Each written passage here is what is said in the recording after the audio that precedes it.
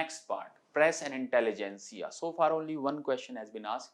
In early, I told you in the beginning as well that we can include this press and intelligentsia with the early nationalist and modern nationalism and early nationalist organizations like in the previous section. The Ilbert Bill controversy was related to the imposition of certain restrictions to carry arms by the Indians, imposition of restrictions on newspapers and magazines published in Indian languages, okay, removal of disqualifications imposed on Indian magistrates with regard to the trial of Europeans, removal of a duty on imported cotton clothes. So the right answer, which is the very popular one, is the C, which says actually this was an Ilbert Bill. What happened? They introduced a bill in British Parliament, and after the name of the introductor, it was named as Ilbert Bill. And the British subject, it said that the that British subjects. So initially they wanted that Britishers said that they wanted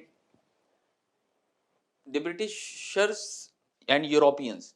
They wanted to be tried only by the European judges, not by the Indian judges and magistrates. So this was actually the entire issue behind it, right?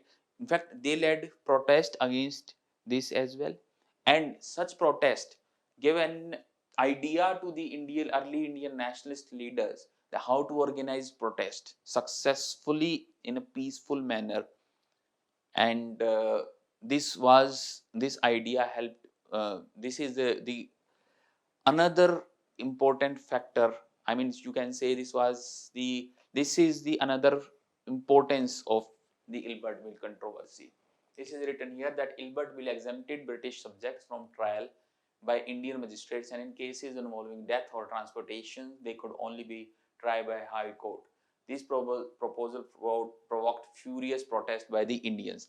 This was actually after an initial proposal by the British Parliament, and that no, they won't be. But then Britishers and Europeans protested, and ultimately this was introduced that okay, they acceded to the demand of the Britishers. Okay, that you want to be subject to the Indian natives. Against that racial superiority, that superiority complex is reflected from this. Okay, but importance lies in the fact that how Britishers and Europeans got organized and protested, and then Indians protested. This was one of the earliest. It was in 1784. It is not mentioned here. Let me mention. Sorry, 1884.